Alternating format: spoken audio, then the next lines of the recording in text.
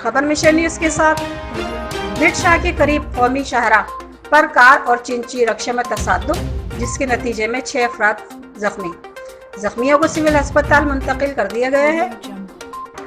जख्मियों में शामिल मोहम्मद सद्दीक, साबित अली, मुधामल अरबाब और आरिफ बलेदी, लैला बागड़ी, कंसी बागड़ी और संदली बागड़ी शामिल हैं।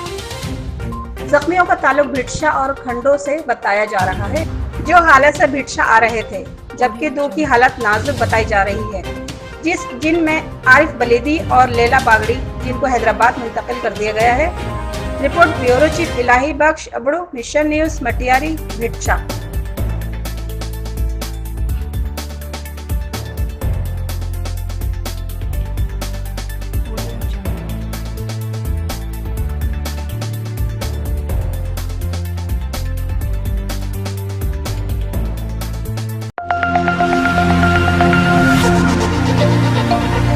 Thank you.